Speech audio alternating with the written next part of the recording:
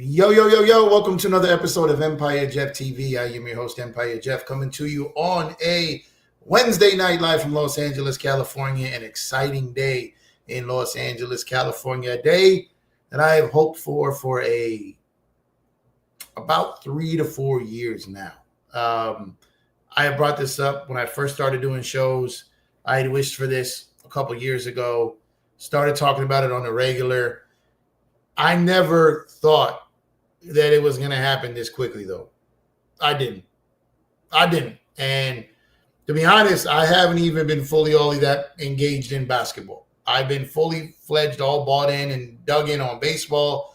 I didn't plan to come back to talking basketball until the beginning of July, until the offseason kicked off.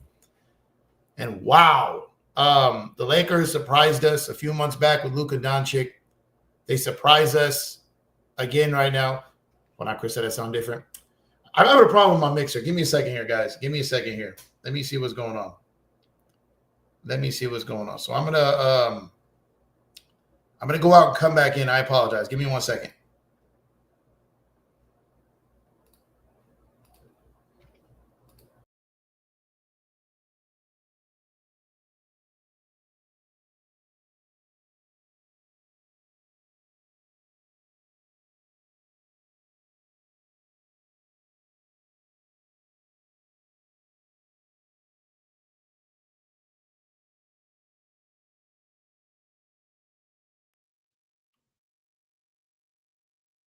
All right, all right. Do I sound any different? Do I sound it like I feel like it sounds like it's coming through my computer speaker as opposed my computer mic as opposed to this mic. Let me know if let me know. Here's the best way I can really tell, I think. Let me see. I think the settings on my my mixer started tripping out there. We good, Chris? We good? All right. So so back to what I was saying. I didn't see this coming now. I didn't think it was going to happen. And now that we are here and this is a reality, kind of like what we did with the Luka trade, it came out of nowhere. It was shocking. And very similarly to,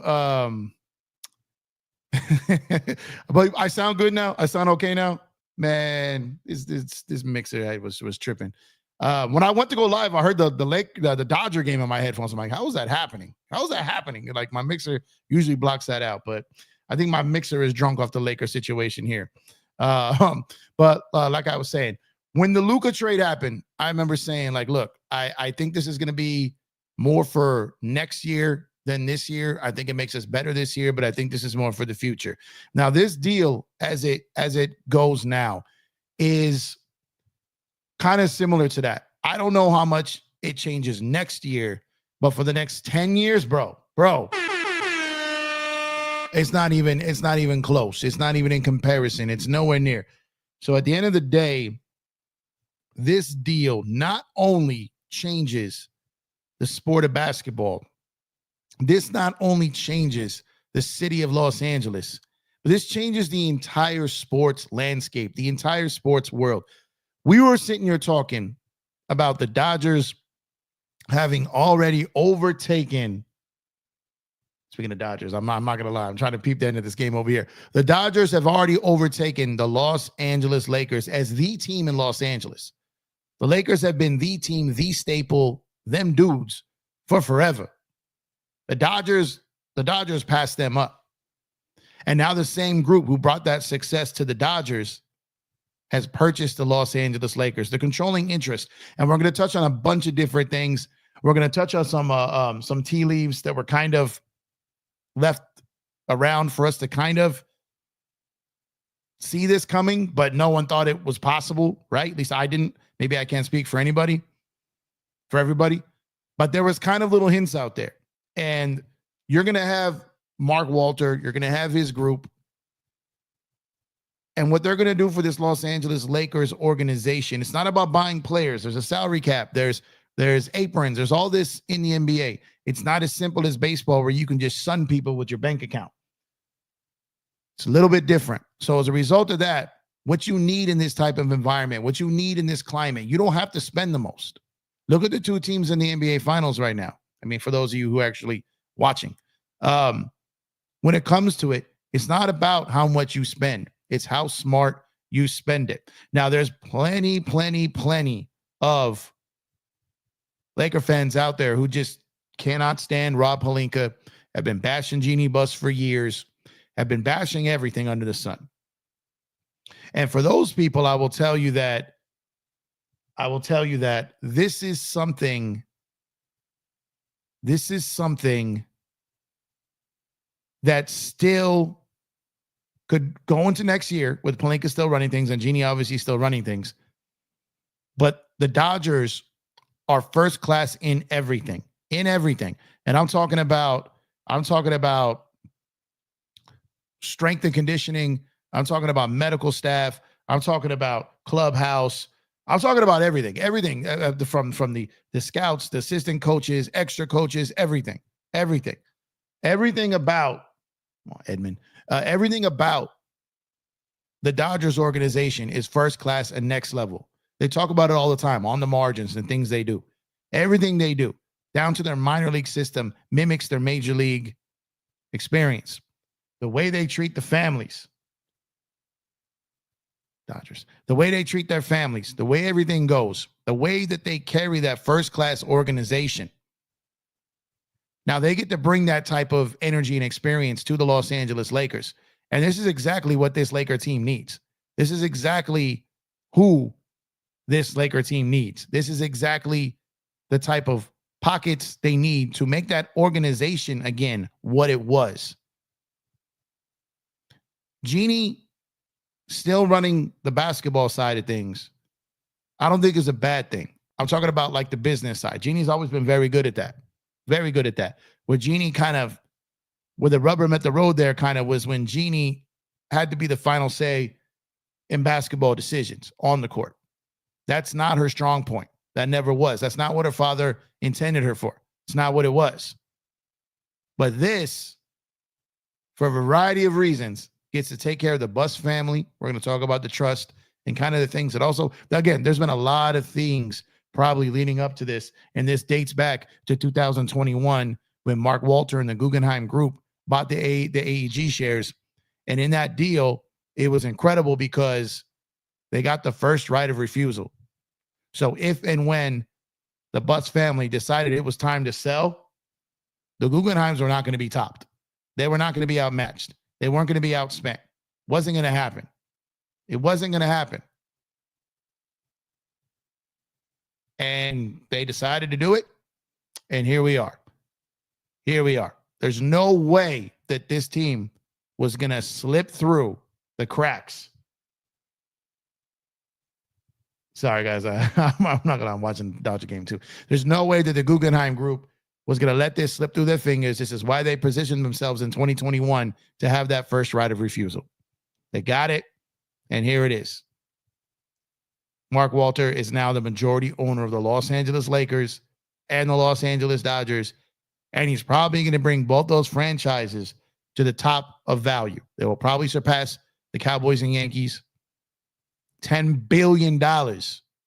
Billion dollars.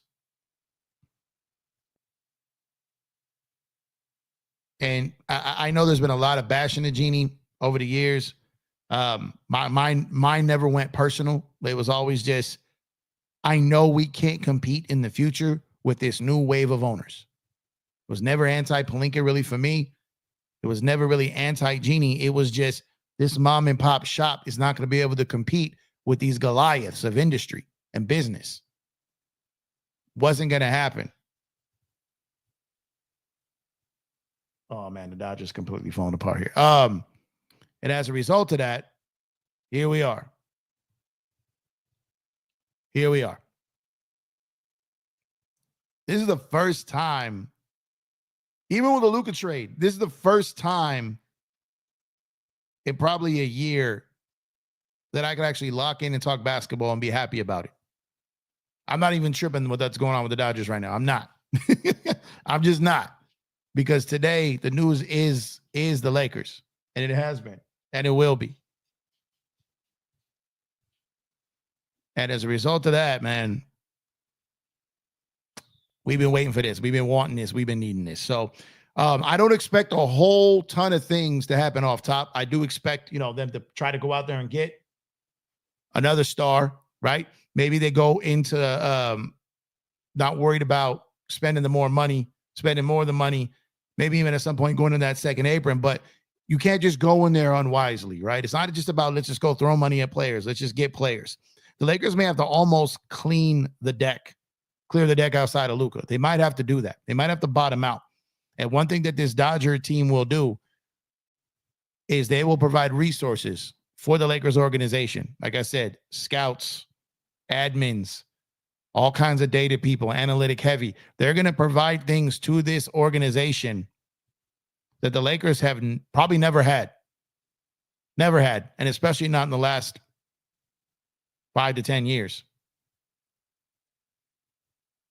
And as a result of that, all right, Dodgers get out of anything tied 3-3. See if we walk this off. there's a lot to unpack here. There's a whole lot to unpack here. And like I said, there's been kind of breadcrumbs. This is probably something that has been kind of out there in the open for us to figure out. If anyone was paying attention, even Magic was talking kind of spicy. Even he was.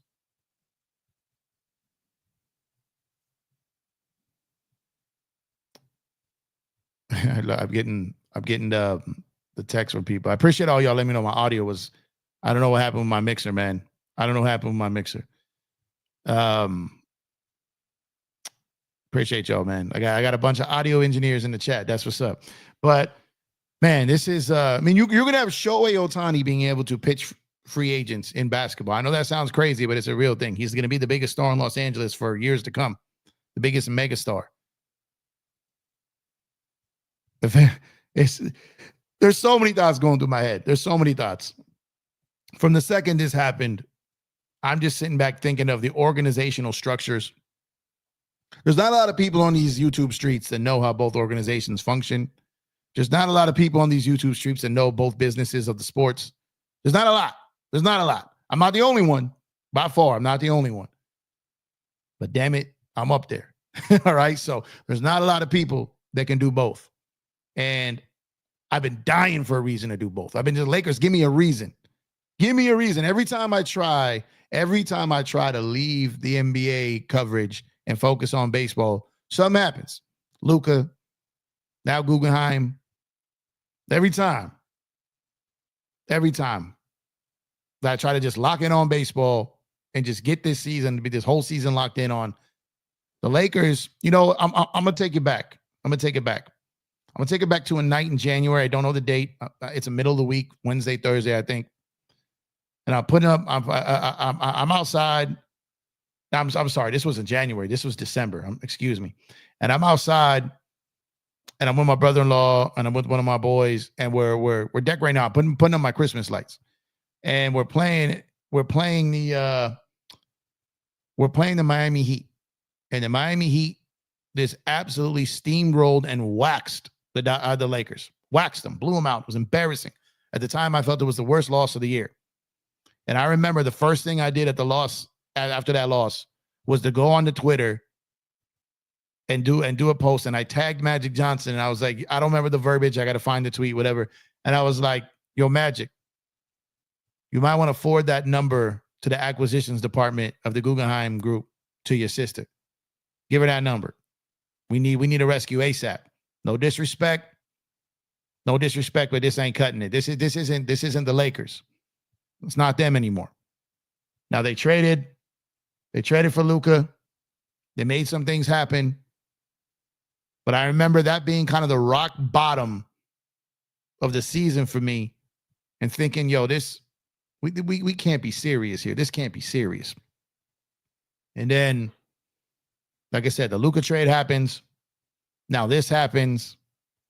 Lakers just been moving in shadows like they kind of do with almost every deal they make. Technically and typically, whenever a story leaks, it's usually after the fact that the Lakers backed out of talks and it's another team. Will Smith pinch hitting. Come on, Big Willie. But January was rock bottom. We're here now, and we've got Luka Dončić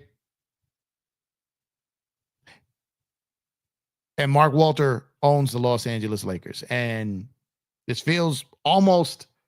I got a question for my guest, and I'm about to bring in right now. I got a question. Let me bring my guy up here real quick. Let me bring my guy up here because I got a question, and over everything. Shut up. My question. What up? What up, man? What's going on? My question is this, brother. Which one did you feel was more of a dream and shocked you more? The Luka trade? The Luka trade or this? That's a good one, man. That's a good one. Hold on, your audio's low. Your audio's low. Can you hear me now? Yeah, I can hear you. Okay, that's a good one right there. Oh, dang. Foul ball. Sorry, I got the Dodgers game on. Oh, I think we got a walk off. I think we got a walk off.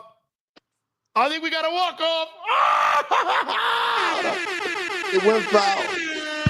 Big Willie, he set one foul, and he set one gone. Oh man, Big Willie. Sorry, I know we talking basketball, y'all, but oh my God, he's this Dodger team. I'm gonna have to do 2 videos tonight, damn it. All right, sorry about that. I went ballistic right in the middle of your answering the question there. Just seeing it. I'm behind. Mine is lagging. I saw the foul, but yeah, I just saw it. Hold on, I can't hear you again. Another one. Can you hear me? Yeah. Now I can hear you. Can you hear me? Yeah. You sound like you're putting your phone in your pocket or something. Okay. Like you're good now. Okay. All right. Yeah, my bad. I'm watching the walk off too. Oh, you're good. There you go. You sound good now. You sound good. So wow.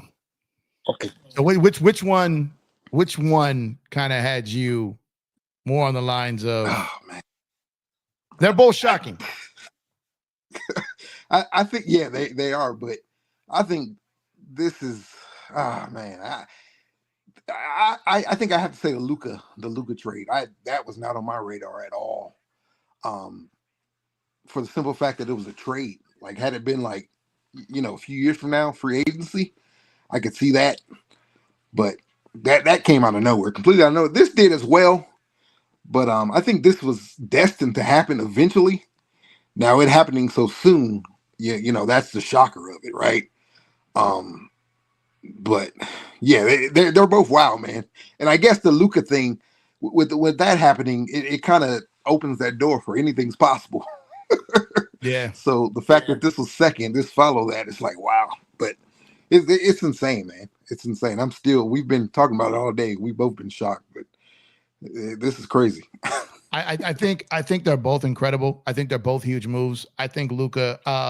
I think the writing was on the wall at some point with the Guggenheim group. I just didn't think it would be this soon.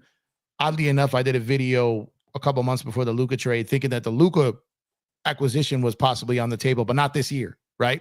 So both things that I was kind of hoping for got expedited so crazily. And I gotta say, I gotta put the Guggenheim one at the top because from top to bottom, we know what they can do with an organization. We know it, and you can't go wrong. You can't go wrong. It's like Kobe, Shaq, right? They both like, but this is now you have a powerhouse ownership group, and you have a future super. You've got the potentially now. I said that Luka has a chance to become the face of the league because he's a Laker. And if the Lakers win, he will be the face of the league. When he's the best player on a Lakers championship team, he will be the face of the league. And now you got a team that literally prints bills with faces on them, right? So this purchase, Lo, I feel like I've been in a dream since February. This can't be true. Luka and Guggenheim, You what does it say? You can't get to heaven without going through hell, right? Right. And we've been through hell. Right. We've been through hell. And just it got us here. It got us right. here. Right. Just rewind the clock back a year ago. Look where we were at, bro. Last year we were looking for a coach, man. We were discouraged that the dude in Connecticut turned us down. Yeah. I remember that being the biggest diss, right? That was Hurley, right? Dan Hurley, right? Yeah. That's where we were last year, and then we went through an offseason where we did absolutely nothing at all. Nothing outside of Coloco. El Coloco Loco. And everyone lost their minds for that. Remember, I was like, y'all tripping over El Coloco Loco? Like, what is going on? That dude getting a Pollo Loco branding off there? Like, what is he on Coloco? And now, fast forward, you got Luka, like you said, you got your superstar, and now you just got the deepest super group ownership group in the history of sports. It's crazy. And we were talking earlier. I was super busy at work. I got so many unresponded messages on my phone right now. I responded to you. I responded to my boy Joe. Shout out to Joe. I see him in the chat. I didn't get back to a lot of people because I was working. I was busy. My DMs were going crazy. My phone was blowing up, and I was like, man, I wish I could do a show. But I'm unlike you and Joe who got your own businesses and travel the world and do all these different things. And I'm a working man. I'm a slouch, right? So I was sitting there and I'm like, how am I supposed to focus on work now? How am I supposed to do this? How am I supposed to do this? And I'm like, I remember just like, and Shams breaks it, right? And I'm like, and then Passon does it. And I'm like, bro, you've got the biggest hitter in the NBA and the biggest hitter in baseball, both going back on this news. Now, I want to touch on a couple of things here, Lo, on the side of off the court and talking about the business of it here. I want to talk about a couple of things. And first thing being, I did not know the Lakers trust situation going into this, and this all makes sense now. This has to been in works for years. This had to be in works for years. Hindsight being 2020. We knew they bought in. We knew that was a thing. They kind of snuck in the middle of the night there. It wasn't a big publicity thing. It was just Guggenheim Group buys in minority stake of the Lakers, right? Right.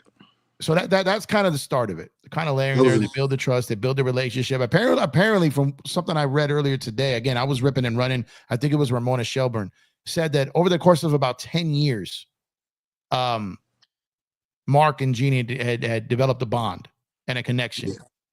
Right. And there's a lot of people over at the Dodgers that are tied in and now being business partners and a bunch of different things that they got tied together. I didn't know that the Buss Family Trust had it.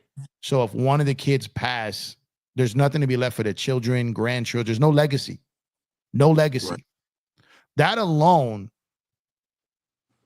provides pressure to get out while that family and the rest of their families can still live their lives. I didn't know that. Had I known that, I was like, oh man, the writing would have been on the wall. Right. So the Buss children get their money, cash. Mm-hmm. They're still technically with Jeannie running the organization for now. They get $10 billion, and I believe they're keeping 15% of the team.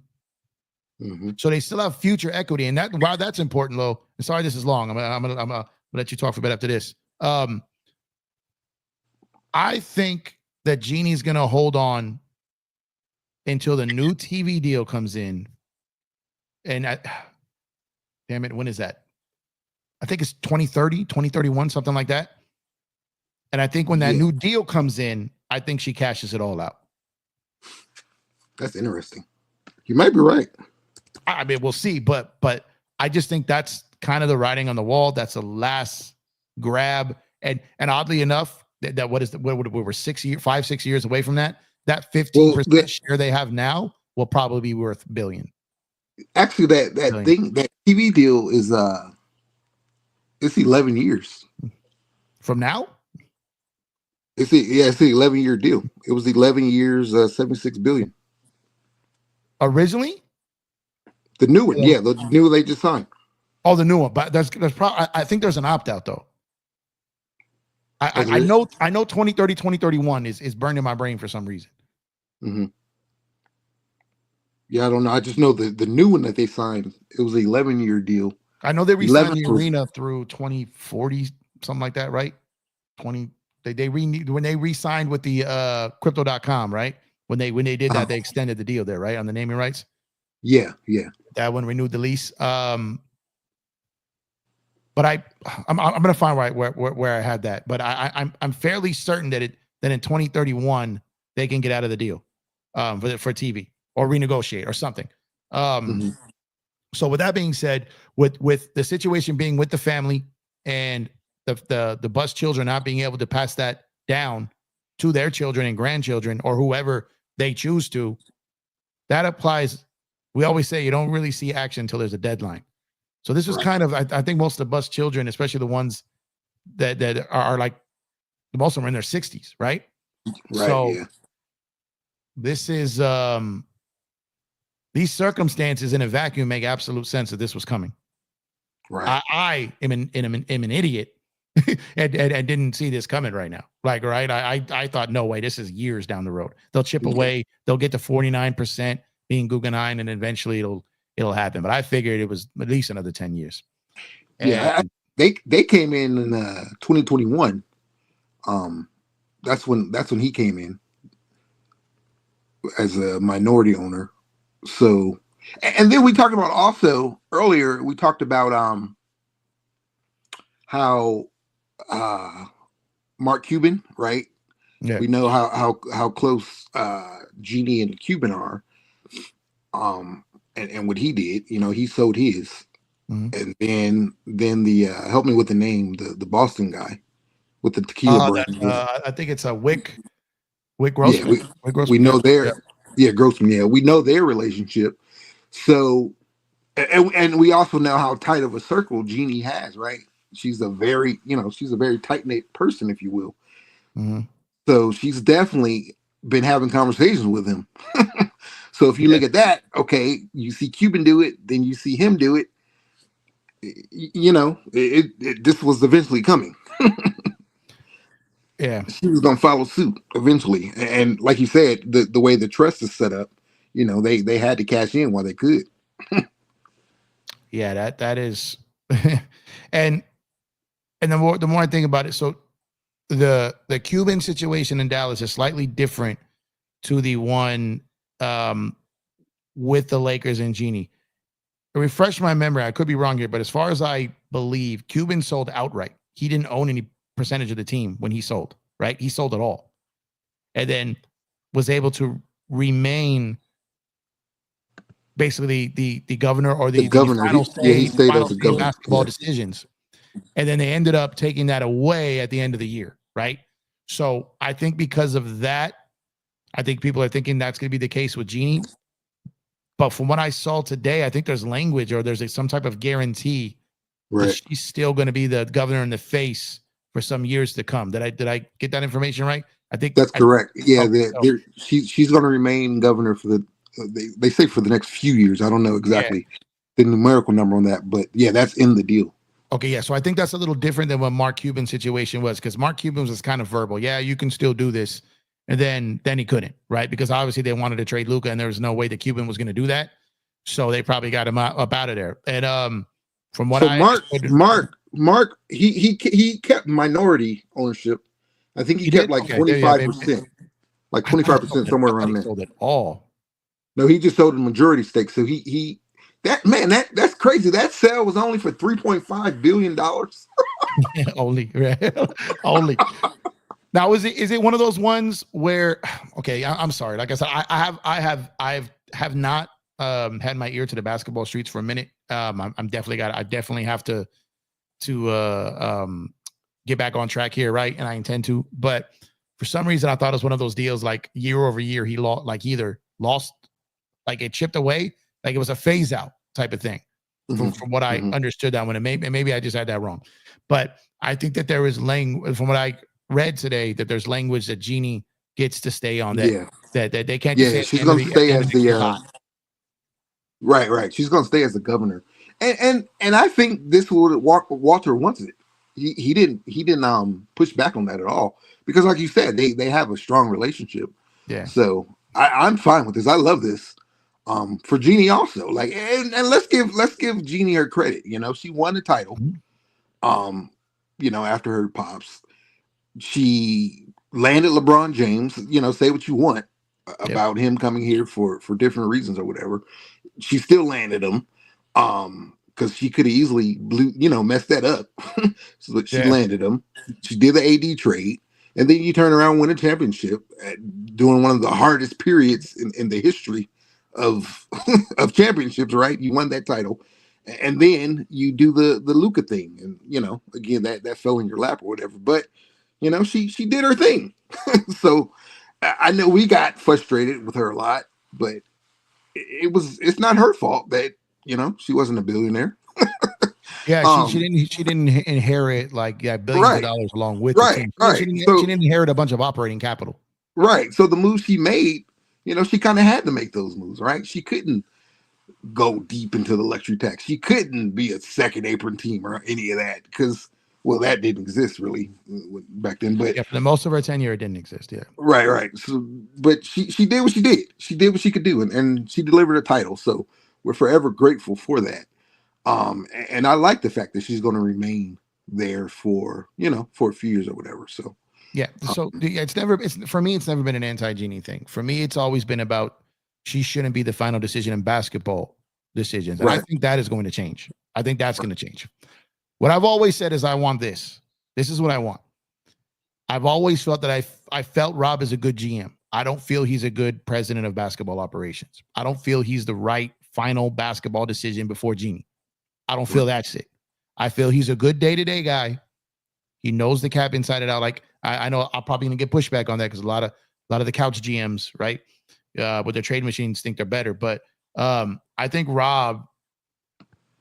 this almost could help Rob in a way too. We'll see about that. But I think if they put, I know a lot of people talked about Bob Myers. I'm more of a Connolly guy, but either one, I wouldn't really mind. And before we think about it, like Genie's not going to pay both those guys. Like they can't do it. And then get like an assistant GM, a massive scouting department, a massive analytical department, a foreign scouting team. Like you see what the Dodgers did in Japan, got there early, put in the En-ROADs, built everything. You could see the Lakers going out and just building an empire overseas, right? And creating a pipeline. So you're going to see the Lakers do this. You can see probably the Lakers. This is a group who has a baseball team.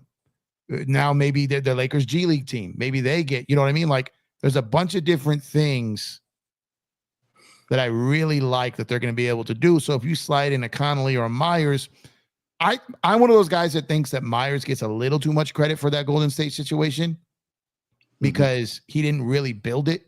He didn't really draft all those guys. And Connolly built two teams, right? Essentially from scratch. If you look at the Guggenheim model, when they went after and they got Friedman, they got who I felt was the best GM in the league at the time. And I still think he is now. That guy widely is renowned as Sam Presti now. Now, who's to say that the Guggenheim group doesn't deliver a Godfather offer to get him, which they could. Right. Because money's not an issue. But from what I've without saying too much, from what I understand about Presti, is he's there as long as they want him. We'll see if that differs when someone offers crazy dollars. But from what I understand, no heat. He loves it there. You know what I mean? Like from what I understand, and I have a pretty direct hit on that. That he's very happy there, and he has no intention of chasing something bigger, right? So to me, if you start looking around, who's that other guy in the NBA? Who's the other guy? Like, who's that next GM? And I think it's kind of funny because back in the day, I felt like everyone knew all the GMs. Everyone knew the names. Now these dudes they're really not, right? Like who's out there because they shuffle, they're gone, they're in and out so much. So to me, it's got to be Conley. And I know he only did, I think, a 1-year extension the last time around because the ownership group situation.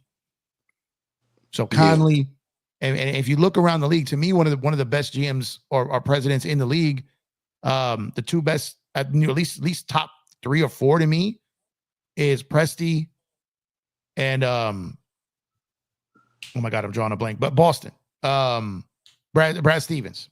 Right? Brad Stevens has done a phenomenal job. Phenomenal. You can say what you want about him, but he's done a phenomenal job. Right. So outside of that, to me, it's Presti, Connolly, or Stevens. Like when you think around the rest of the league, what other GM or president or name that's in the game? Myers. What about the guy in the African dude in Toronto? Legere? I don't see him. I don't see it. It's gonna sound weird when I say this, but I don't see the Guggenheim group going down that path. Like I think they want that like super like MIT like analytical like nerd guy, not the guy who just wants to build a team on a bunch of 6'9" dudes, right? Like, to me, it's the workhorse guys, and to me, I respect his track record, right? But those are the guys. I mean, RC Buford, you can throw in there, but he's not leaving the Spurs. RC Buford, for he's been there forever and built all kinds of teams there. But I like outside of that, I can't think of another name. Daryl? No. You don't think he would leave? Or they would go after him? I don't think the Dodgers. I don't think the Lakers would want him. Yeah. Yeah, I mean, there's not. Again, it's just those two. But one is there. He's sitting there ready. Yeah. And so Bob Myers. That's Bob Myers. He's ready. And I don't think he can hurt you. And he's proven what he can do with a team with a ton of money, right? That group they have up north. He definitely didn't mess it up. Well, unless you listen to Draymond and KD tell it, but I'm talking about like he did like there. I'm not going to say like he did nothing, right? I'm not going to say that. I've just never been a big Bob Myers guy. I just never have been. And to me, if I had my choice between the two, it'd be Connolly. But I wouldn't mind Myers being part of the equation. And the Lakers are about to have the money now. They're like, look, we'll pay you this just to be like the Jerry West role with the Clippers, a consultant for a while or whatever, right? So there's things they can do until they find their guy. But for me, it's Conley. It's Conley. And you think about JJ just signed his deal. So you probably feel that he's safe. But the Dodgers, when the Guggenheim group, and I was thinking about this earlier, for those who know both teams, Pelinka may get Coletti'd at some point. And for those who know what I'm talking about, is Ned Coletti was a guy who drafted and built a lot of that 2017 team that went to the World Series. Right. And a lot of them that won the 2020 World Series. And upon the Guggenheim group coming in, they stayed with him for a little bit, but they had their eyes on Friedman. And the second he became available, they pounced. Now, very similarly to Presti, a lot of people did not think he would leave Tampa Bay. And he did. Right. They got him, and then they just reassigned Coletti. They reassigned Coletti. Now, I don't think that's going to happen this year. Yeah, and hindsight, just look at this, Lo. Hindsight, Jeannie gives Rob the extension, damn well knowing she's probably selling the team coming up. So she made sure he got the bag. He got taken care of. And this is what I really want to talk about. We talked about getting LeBron. We talked about winning a chip. We talked about getting Luka. But she's also taking care of her people. Now, for all the things you can say about her, she has too many people around her, this, that, and third. She's always taken care of her people and been loyal. And I'm talking about Kobe. Right. That extension, that write it to you don't want to play anymore. Yep. The outpouring of love from the hiring his agent to listen to his recommendation, like the way she let Kobe go off in the sunset as a player. Right. I'm hoping that the city sends her off the same way when she decides to head off. Yeah, and then taking it even further to all the love she gave LeBron. All the control power that she gave LeBron. And then I guess, man, you even look at the trade, because you remember when the trade happened, the Luka trade happened. We got on here and I said I didn't think she had the balls to do it, but now. See, this was an entirely different Jeannie, like you said, she knew that this was coming down the pipeline. So maybe that gave her, the motivation to do that deal, because like you said, she's very loyal. She's very loyal to a fault. Right. And she keeps those people, keeps everyone. So I just didn't think that she had the balls to do it, albeit it's Luka Dončić, you have to do it. I just thought that she would fumble it. So I gave her a lot of credit for not saying no on the deal. But she's taking care of her people, and on the other side of the spectrum, this had to happen, because you just can't run top professional sports organizations that way anymore. No, you can't. It can't be in-house. You got to look outside the box, and that's exactly what Walter did. You got to look outside the box. You got to bring in different people. And that's where she failed. She just didn't do. Who in this organization hasn't been here for years and years, decades? Like who new has been brought here? Just the coaches, the assistant coaches, and the training staff. from Right. from all I can tell, right? I mean, when they jettisoned her brother, they got rid of John Black, who was there forever, right? They got rid of Mitch. They got rid of, again, long-term people, and it's it's been, but that it was part of me feels like Dr. Bus wouldn't be afraid to fire someone in a second. Not at all. So it's like I feel Jeannie was a little bit more, she often said, this was way back in the day, she said she can never, the role she's in now, she said she can never do because she's too sentimental. She said she fell apart when they traded Norm Nixon and she can never make a move like that. So so like what Jeannie has done here, I feel like she channeled her father a little bit, and I feel like we owe her credit. There's a lot of people going to see that differently. A lot of people don't believe that, and that's fine. But at the end of the day, she's put us in position. So the stopgap between her father and now Walter was her. And you're right. She got a chip. So you can never take that away from her. Yeah. And even look how long it took her to get out of the recycled coaches and stuff, to look outside the box on that. Yeah. To go back to, there was a former assistant here who did this here. They were here. Yeah. Just the retreads. Retreads. And just sometimes, in business, I come across this with a lot of owners. Like a lot of owners or a lot of like principal owners or GMs. They always recycle through people they know because they may not be the best, but they trust them, right? Not they don't necessarily trust them to do their job the best, but they trust them to not rob them. They trust them to not embarrass them publicly. They entrust them in a lot of ways. So instead of going out and taking a chance on the talent who may burn you, you stick with what's safe. And I've seen that a lot in business where sometimes they'll hire a guy that worked for them 10 years ago and wasn't that good then and isn't much better now. Right. But they trust him. Right. They trust him. And that's why they hired him. And that's why they brought him in. I see it in business all the time. So Jeannie was no different from that. Now, that's probably not the most successful way to run your business, which is why those sharks of industry don't do that, right? They go, and they always say, you go, you hire the right people, you let them do their jobs, and you only involve yourself when they're not doing it right. And that's how that's Mark exactly Walters, Walter you never is, really see him involved in anything. Yeah, you don't ever really see him involved. I think I've only heard him speak one time at the Ohtani.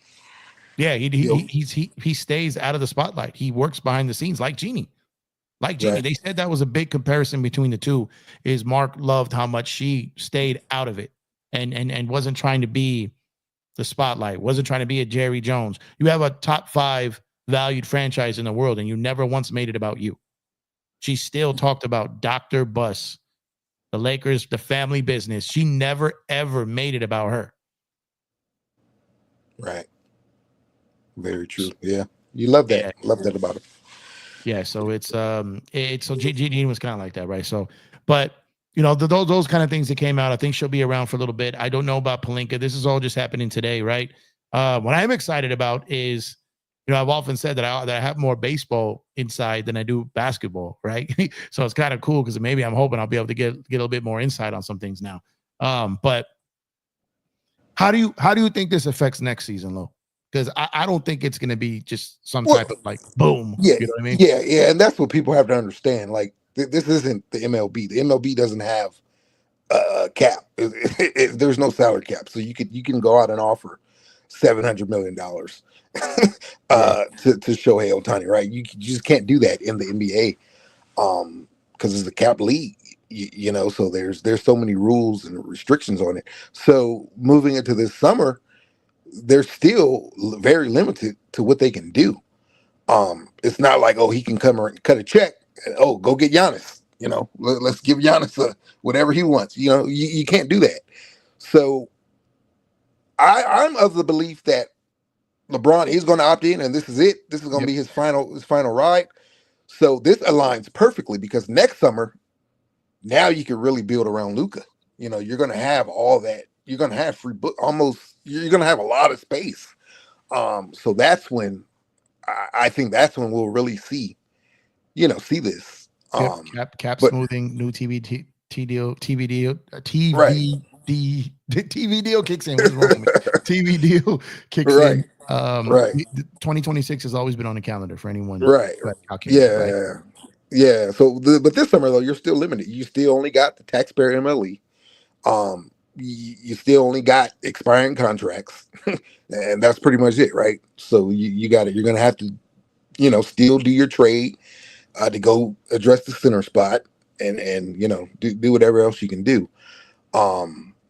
Now, then again, who's to say he could come in and be like, move Austin, go get something big, move Austin, everything we got, throw it all in there, and go get me somebody. You could see that. Again, I don't. He's not that type of guy. And Rob is still going to be in place this season, so I don't think it changes much this, right now in regards to the roster. But moving forward,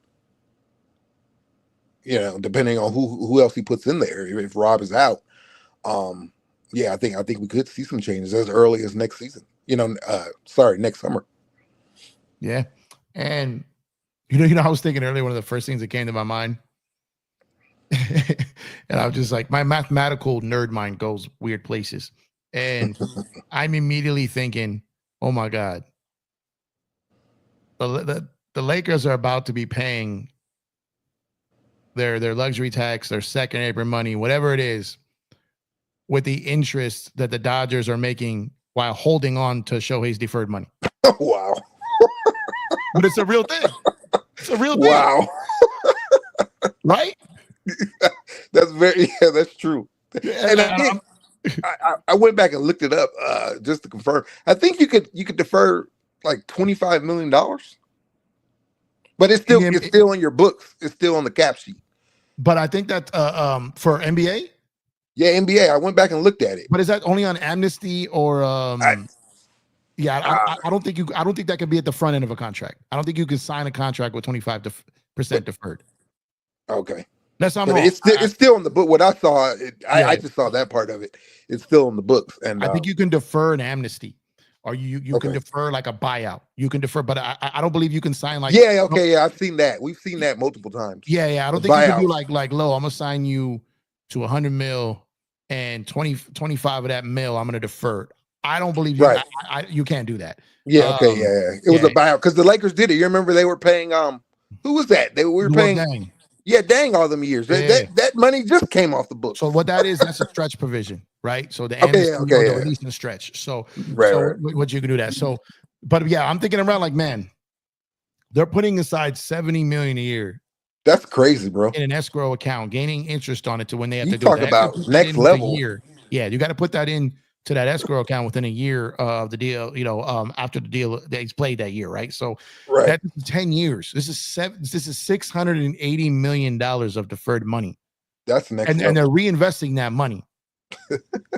And now that interest raised on not just Ohtani's deferrals, but all those deferrals for the Dodgers.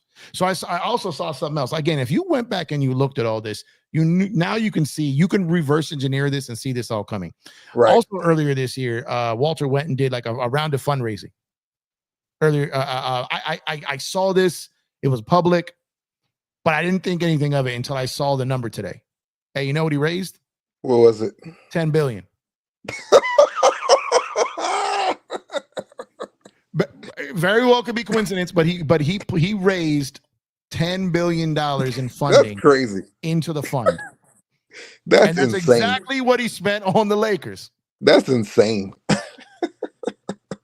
This was public knowledge, and I remember when it happened. But I just, it's a funding group, opening up funding, right? Like starting another fund, who wants in on this? Right. The number is what makes it funny. That's crazy. That's insane. This was a few months ago. So, so $10 billion is what he opened up funding for, and he got for the new ventures of whoever bought in on it, and it ended up being the Lakers. That's crazy. So we were talking earlier. You talked about like Magic being over there. You talked about Lon Rosen being a part over there, and I'm saying like Lon Rosen was Magic's agent, right?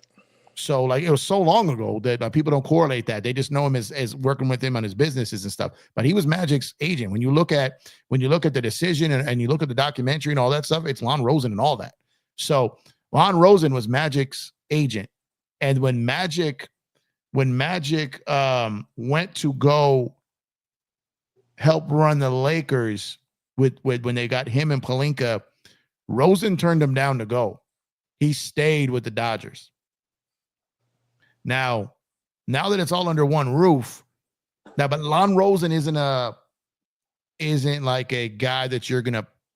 He's not gonna be in like a Stan Kasten role. He's like a more higher level John Black, but I've seen nothing on this official. We've heard nothing about it. He's coming over for sure. I'm talking about Magic. No, I'm talking about Rosen. Yeah. Okay. You're talking about Magic. Yeah, Magic. I don't know. Now that's the elephant in the room. Because he was just so terrible, man. Yeah, that's what I'm about to say. I and I'm yeah, I know. But what I'm saying is I think it's fine if he has a high level role. He just can't have basketball like 3 final say. He cannot have a top 3 final say. And they may have to make him part of the organization just to keep him off TV. Yeah, but I think you need him. You need his face there. Like you are missing that. Like you miss seeing Magic, when you see the Lakers, right? So yeah, he just can't make any decisions in regards to that. No, he can't be responsible. And I don't even know how it would work with him and Pelinka, right? All that back and forth like that. That Magic keeps taking shots at him. I've never heard Pelinka publicly send a shot at Magic at all, right? What do you think he's thinking right now? Cool, Pelinka? Rob? Yeah. I mean, I find it very hard to believe that he didn't know this was coming. I find it hard to believe that he doesn't have some type of assurances. He got that extension. He's paid regardless. If worse comes to worse and he gets Coletti'd, then he'll go work for the organization and something else, He's still going to be paid. So as far as what he's thinking, I think that he's probably trusting and believing whatever Jeannie told him. And I'm fairly confident, because we know how Jeannie takes care of her people, that Rob's going to be taken care of one way or another. Right. That's how I think it will. I think he just... they make him a fair shot. He just has to adapt, because I think Rob is the type where he does everything on his own. Like, he doesn't like to answer anyone. He doesn't like to have a lot of people. He does everything, but that's going to be different now. One of the first things I did was I went back and looked at the Dodgers, like their front office, man. They have so many vice presidents of this, vice president of that. Yeah. There's just so many. It's like it's a corporation. It's a corporation. Right. It's like, they have so much, whereas it was just Rob. Like, the Lakers only had 7 scouts, man. Yeah, they only had 7 scouts. Like, how are you going to find players all across the world with 7 guys? It just doesn't work. Whereas the Dodgers, it's just so many titles and so many positions, and these are just the executive positions. Then they have full teams under them. So Rob's going to have to adapt to that. And we'll see if he's able to do it. It's not just going to be him anymore making the decisions and doing everything by himself. It's going to be people above him, and he's going to have a lot of people underneath him, a lot of people to the right of him, to the left of him, doing the same jobs as a collective. So we'll see if he can do that. I think he worked in that atmosphere. When he was an agent, he worked amongst that, right? So right, I think he's definitely capable of doing it. I honestly feel like Rob hasn't had much of a fair shot, because when he came in, he had Magic, right? So he wasn't. Right. I know he gets blamed for stuff that Magic did, but gets no credit for anything that Magic did, right? Like, he'll get blamed for Zubats and all that stuff, but he won't get any credit for LeBron. They're like, he was in the room for Zubats. He has to wear it. Okay, but he wasn't in the room for LeBron then, right? You can't. Right. So it always kills me. He was at Disney. Yeah. So you have Rob, who came in first, had Magic, then you had COVID, and the Lakers laid off all that staff, and he's kind of been a lone wolf ever since. This may be his first chance, and maybe his only chance, again, to show what he can do with proper resources. Right. And for Rob, we might see Rob unleashed, man. Yeah. And for a guy who I feel, whenever he's been given the green light and not just in cleanup mode, I feel he's done things. People forget the only reason that conversation started with Luka was because the relationship that Rob had with Nico. Right. And the trust that Rob could keep his mouth shut. And also the fact that he had Anthony Davis, a player that Dallas wanted. So people can bash all they want to about Rob. Right. But he got AD when Magic couldn't. And then he flipped AD for Luka. Right. So granted, he let Caruso walk, fair. The things he did, the Russell trade, fair. but we can't sit up here and act like he has a zero batting average. That's unfair. Right. Let's tell both sides of the story here. And even with the Caruso thing, I mean, that was just the luxury tax. Like a lot of that was just they just didn't have the money to pay the luxury taxes. No, they didn't. You're right, Joseph. You're right. Welcome to the party, pal. Like, but what I'm saying is, yes, and now, but here's the other thing. They're not just going to pay tax stupidly. They're not just going to be like, go get this 30, go make a trade, take on this whatever extra money, extra years, and we'll pay tax for 3 years for no reason. Like the Dodgers don't do that, you know? Yeah, right. Yeah, it's going to be smart money, which is why I say maybe they are cool with, you know, the more I think about it, when they met with Luka, they told, you ever saw him coming out of the restaurant with Rob and JJ? I feel he was told like something big is coming. We can't tell you, but it's going to be something you're going to want to extend here. You're going to want to stay here. Go get your ass in shape. And there's no way on God's green earth he leaves now. I never thought he would anyways. Oh, no. He's going to extend. But there's no way he even thinks about entertaining playing games with them. Right. Yeah, he's not. He's he's not going anywhere. He's not going anywhere. And now this I get my mind just starts going places. You have Luka Dončić, you have LeBron James, you have Magic Johnson, you have Shohei Ohtani, you have the Google like when someone comes and sits down at the table with the Lakers, because not only when you become a member of the Los Angeles Lakers, you're borderline an employee of the Dodgers too. You are like right. So now your paycheck don't come from the Dodgers, but you're under the umbrella. Right. You are under the umbrella, so it's not. It's different. Like it's different than the Kroenke family having the Rams and the Nuggets. Hey, he's next. Who's next? They're going after that next. Oh, the Rams. The Rams. You think Kroenke will sell the Rams? He's getting old, man. Yeah, but his son runs Denver, right? He's got kids. Yeah, that run sports franchises. Yeah, but they can't. Are they involved in the Rams like that? Because of they're not involved. No, he runs the. Yeah, they do the Denver stuff. Yeah, so they can't do anything with the Rams. So who's in charge? Who's next in line for the Rams? I don't know the answer. I don't know the answer to that question. Yeah, so I don't know, but he is getting up there. But I don't know who his number 2 is over there. I don't know what it is that. But that's what he wants. All of LA, man. He's going. They own the Sparks, right? They own the minority shares in Sparks. Okay, so they're not better. Who owns the Kings? Is it AEG? AEG, yeah, AEG owns the Kings. Oh man, right. He's coming for it all, bro. Yeah. Oh man. Wow. He's coming for it all. I wonder, like, it's man, AEG. He might go for AEG. AEG, they own the arena. Yeah, and they own so much that's what I was about to say. I wonder if he'll come in and try to buy the arena, but he might just come in and try to buy AEG outright. He's old too. I saw my guy Keel here. He said it's gonna be a Luka jersey sold at Dodger Stadium, LeBron jersey sold at Lakers. You have Ohtani jerseys at Laker games. Now this is I don't know of the families or the people that own 2 sports teams. Low, there's nothing on this level. No, there's nothing on this level. No one dominates like that. I mean, you look all across this merger. This is a merger, right? There's nothing like this. You look in New York, it's all different owners. Yep. You look at, I'm talking major markets, New York and LA. Yeah, there's nothing like this. There's not. Yeah, there's not. you know, it should be now. You know, it should be Bomber should just buy the Padres. Bomber should just buy the Padres. Buy the Padres or the Angels. Like buy the Padres or the Angels and call it a day. But I just can't I just can't remember to see. I just can't wait. I got a super chat from my guy Serge. Appreciate you, brother Serge. Great to see Jeff and Joe back together. PSF about to have shout out. Oh, PSF days. Yo, you remember? So fuck the PSF. Good Lord, man. Oh man, that was an experience. That was the beginning of a downfall of a lot of stuff. But PSF.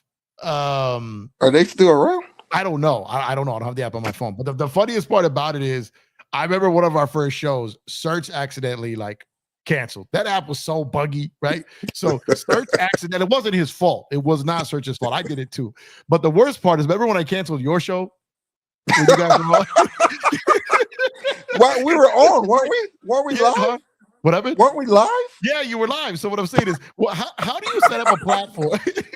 How do you Where set up somebody a platform? No, get this. This is how you know this was a failure. How do you set up a platform with a bunch of different content creators who technically compete, right? I don't think that way, but there's haters amongst, right? Right. And how in the hell that would be like all of us using the same YouTube channel. We all have the same StreamYard account, and anyone can stop anyone's show at any time. The same password, completely messed it up. Yeah. And there's all these different moderators that we don't know and don't trust, right? And so, we have our first show. Search blows us out, right? But just blows us out off the airwave, right? An accident, so Search accidentally boots us. Throws himself on the stage, and ain't no one ever seen Search on stage, right? Or her Search. And you hear Search like, oh hell, I done messed it up.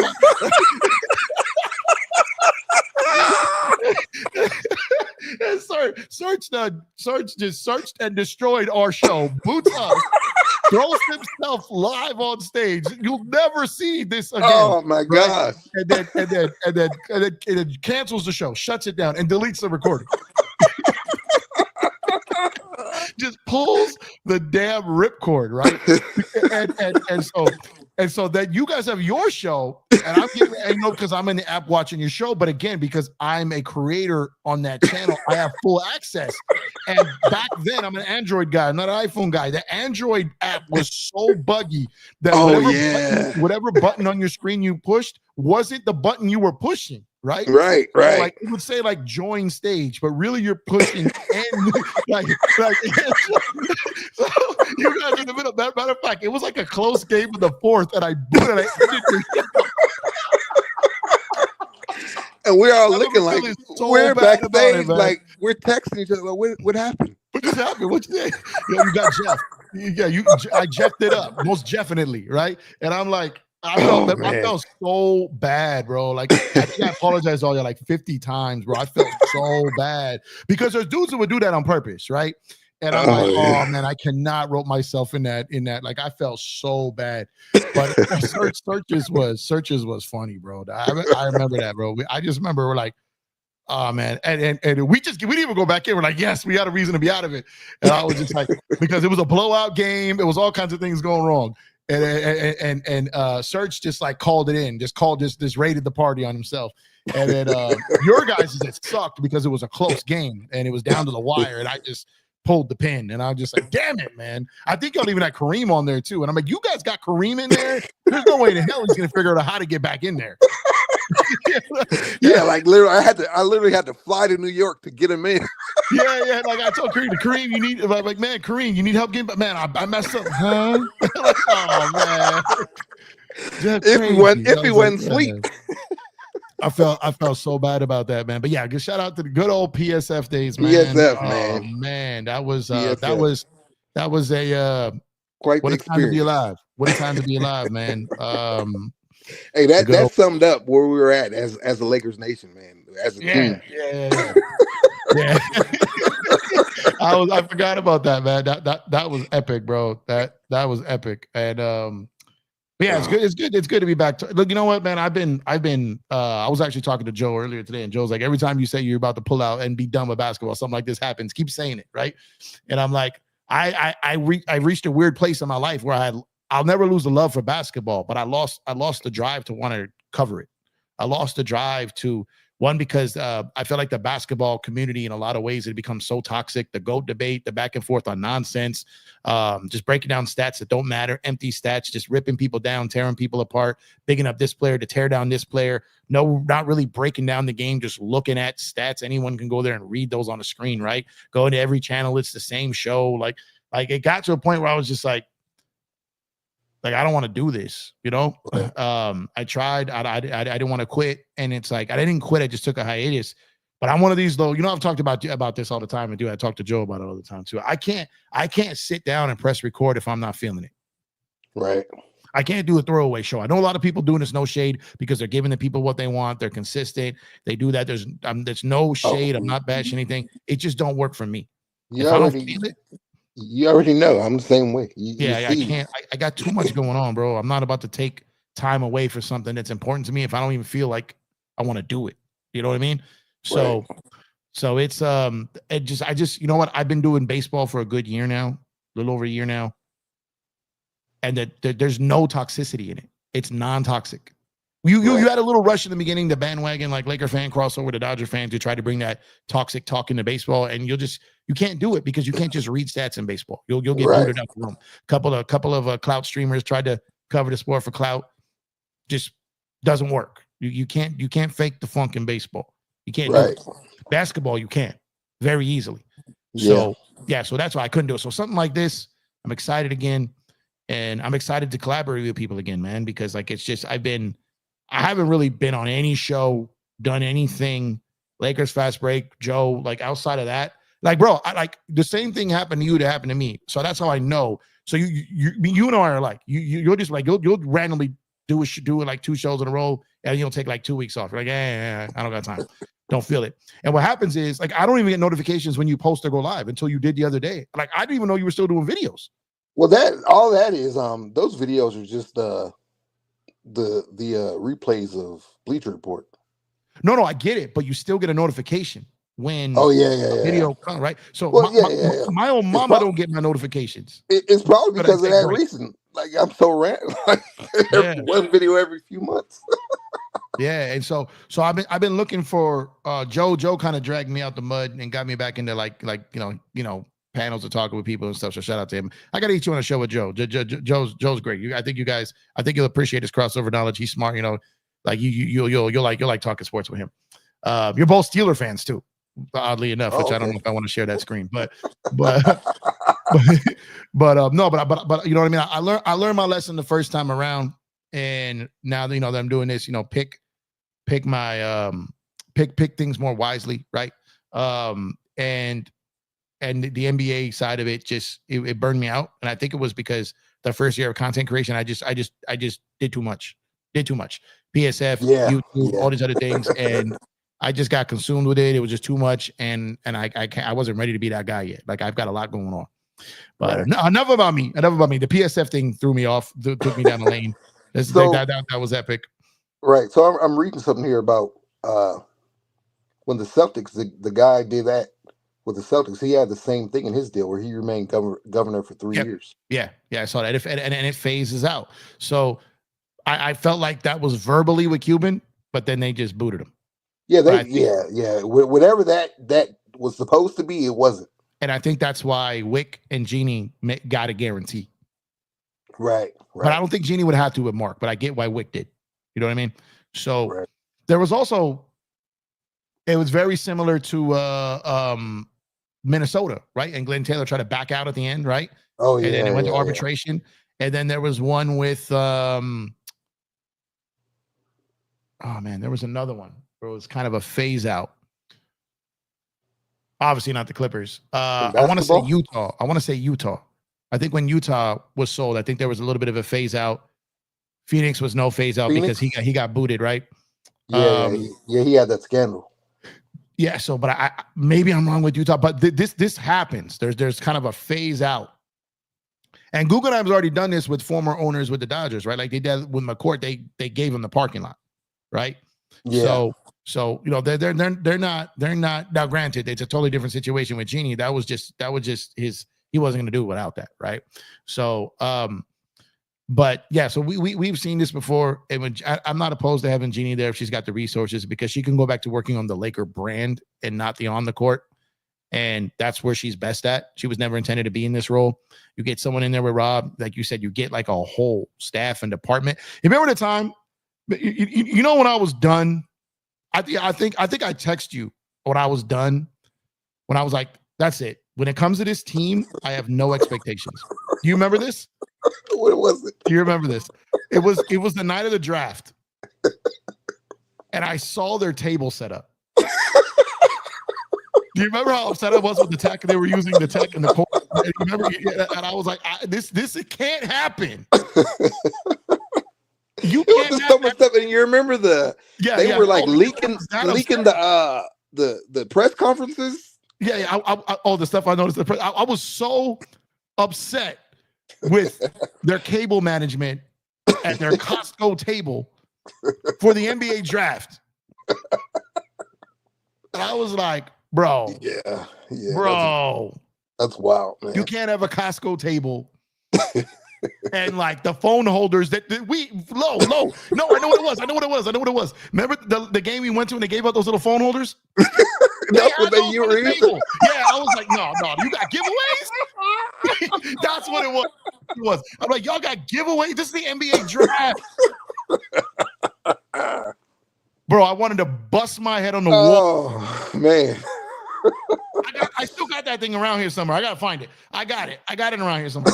They had a little black phone holder with the Laker logo that was cheap as hell. And I can't even hold like an iPhone Max Plus, whatever. You know what I mean? That was on the desk, and they were like, they had phone holder. I think they were like watching the draft on their phones. I don't even think they had like a projector or a large screen, bro. And I'm like, oh man, hey, that's what happened when it's a profit like that. Yeah, that was it for me. I'm like, there's no way on God's green earth that I have better equipment than the Los Angeles Lakers, and that I know how to run a YouTube channel and know how and when to go live better than the Los Angeles Lakers. Their digital team. Hey, the budgets was cut, man. That's what happens when you don't. When you're literally living off of the franchise. Yeah, it's just so. Anyways, yeah, I just remember that was when I was done. I'm like, this is insanity. That this looks like a startup in someone's garage. That half the garage is rented out and the other is used as a war room. Anyways, yeah, oh my God, yeah, that's embarrassing, man. You remember when I text you? You remember when I text you though? That's embarrassing. Because I think I sent you the picture. Like, I'm done. Yeah, I remember now that you're bringing. I'm done. I'm upset. I can't unlearn. It's like the FedEx arrow. I can't unlearn it now. I'm done. I'm done. You had anchor cables. Like I can't do it. I can't do it. Okay, so let's pivot here real quick. Let's pivot here. Now that we know that the 6 months ago, though, we were sitting here wondering what's going to happen after LeBron James. Right. What's the Laker franchise going to do? They're right. done. Even a LeBron at 39 years old, it's still because he's still a draw, right? He's still the face in a lot of ways of the league because there's no that next dude hasn't presented himself yet. Right. Now, we went from not knowing what we're going to do when we lose a 40-year-old to having a 26. No shame on Braun. But it's a real thing. It's what are we gonna do post LeBron? Right. It's not AD. Right. We knew it wasn't AD. Right. I love AD, but it wasn't gonna be him. And I'm like, what are we gonna do? We're not. We lose. They lose their cash cow. They lose, which is pretty much the face of the league still. Mm-hmm. We have no one to replace them with, and this organization, we have no end in sight of dysfunction, or at least thought dysfunction. And now we're sitting here, Lo. We have Luka Dončić, and not doughy Luka. We're getting we're getting 3-a-day Luka. And now the Guggenheim. We have Mark Walter as the owner. Yeah, that's crazy, man. So knowing this, how do you think the Lakers look at this roster long term? Do you think like, look, maybe a move here and there we can compete? As weak as this league is, maybe we sneak one, or maybe we can make a deep run. They don't go all in this summer. There's just really almost no way for them to do it unless. Well, damn it, let me back up on that. Because I guess 15 probably teams are going to have major shakeups. And yeah, it's going to be a lot of movement. And multiple teams are going to need teams to facilitate major trades. Right. So a contract like a Vando, who I haven't given up, but everyone knows I like Vando. But if you got to go, you got to go. You know what I mean? My thing is maybe there's something that you help facilitate a deal and you get a little bit of money. I think they just missed it, man. They could have got in on that Orlando deal, got KCP, and got a pick for that. And now you got 2 first-round picks. The problem is, yes, I agree with the pick portion of it. The problem is KCP has a 3rd year on that deal, right? No, he has 2 years left. It was a 2 year. This year, next year. Yeah, he has a 2-year deal. Yeah, it's 2 years left on the deal. Next year is a player option, which is going to pick up his $20 million player option. Next year as year 3, or it was a 2-year deal with the player option on year 2. Next year is that's it. I don't know what it was, but next year is the end of the deal. All right, so let me get to the super chat real quick. It's Highly Ford. Thank you so much. I appreciate you. Hey, Jeff, long time no see. Hope you're well. I think this change makes it more likely AR is gone. This is what I'm getting to. So get out of my head, Highly Ford. I'm just kidding. Appreciate you. Thank you so much for supporting me everywhere. Thank you so much. So that leads me to this. Maybe they facilitate, and I get where you're coming from. And again, my bad. I'm usually, you guys know I barely miss a contract, right? But I've been so buried in baseball that I have to recircle. You know what I mean? I gotta. I'm coming off like a 3-month summer vacation, going back to school right now, right? So they miss out on that. There's going to be a KD trade. There's going to be a Giannis trade. There's going to be some big dollars moving. I don't think Giannis is going anywhere. You don't think he is? No, I think it's kind of died down. And now they're saying that they're going to go all in this summer to build around him. Okay. Well, there's going to be major movements. But there's going to be other trades. Yeah. I get what you're saying. So KD for sure moved. Right. We're already hearing rumors that Utah's willing to take on Paul George's money for, right. To be compensated pick wise because Danny Ainge loves the hoard picks. That would, there's moves that could be facilitated. They could be tied in there with a Kessler Collins deal. So Cat might get moved. You never know. Cat might get moved. What does Minnesota do? What else does Phoenix do? What does Miami do? The Lakers are in position where they can facilitate because they got some contracts that aren't crazy long term. And then you got Austin. Now we got to talk about Austin. Now that Austin is one of the most toxic conversations on the internet. Let's remove the people. Let's remove the people who like him because he's white and the people that hate him because he's white. Let's remove that element because that's a big chunk of the people. Let's remove that element because it's a real thing, right? Let's remove that element, and let's just talk about the basketball player. Right. If you're Rob and you're setting the market right now for Austin Reeves, what is your asking price for him? Well, I mean, they said they want a all-star caliber player back. But you're talking about picks, draft compensation wise? Yeah, what is your package? What is your package? So would you move AR for Kessler and money to match the contract, or would you feel that you should get more back for AR than Utah should get for Kessler? I'm not saying I'm doing this deal. I'm just trying to see where you hold the value.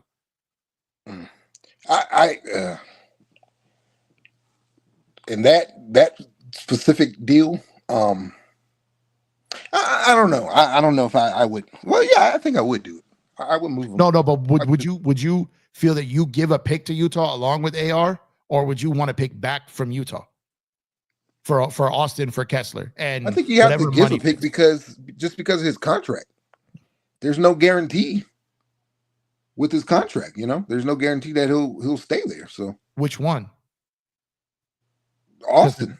Well, both. Well, Kessler's got only a year left. Yeah, but I think they'll give him a deal. I think so too. But what I'm saying is you could play that card if you're the Lakers. Yeah, you can. You can play. We're trading you a potential free agent for a potential free agent. Kessler's so young though. One's underpaid. Kessler is younger, but you're gonna have to pay him. Austin, you're gonna have to pay him. So I guess my question is, it's what? Ainge, bro. It's 2 Ainges over there. There's no way you're doing. 2 Ainges don't make it right. You're not doing that without giving up, giving up that pick. So okay, so Ainge wants those Laker picks so badly that I think he just wants to acquire players in the hopes of the Lakers wanting them eventually. Like I legitimately believe that that's the case. Highly got another. I appreciate you, Highly. Appreciate you, Highly Ford. One Rui. Okay, there's trade proposals here. One Rui Vando 2031 first, unprotected 27 first for Kessler and Collins. I do it because you're swapping Rui for Collins there, so you're not going to have redundancy at that power forward spot if you're giving up Rui. So you said 231 first and unprotected 2027 first. What is 2031 unprotected or protected? Because you put unprotected for 2027. I think he's saying unprotect that. You remember they have that pick already, don't they? Oh, I'm tripping. Yeah, good. Yeah, he's saying unprotected. Yeah. I'm sorry. Unprotected. Okay, gotcha. Okay, so they removed the protection on 2027. So the top 4, they removed that. So essentially, one pick, remove the protection of 2027. Okay. And then we know they like Collins for a couple of years. I like that one. I do this. Number 2, AR and Maxey for another wing. But just which wing, babe? Okay. Get you 4 Lopez for traded player MLE. The taxpayer MLE. 4 move Gabe at the deadline. So Gabe is a guy who continue to think would be one of the guys him or Vando use to facilitate a bigger trade. So I think they might be able to get out from one of those. So the taxpayer mid-level Lopez is making that little. Yeah, I don't think that's an option. But which Lopez? Isn't Lopez a free agent?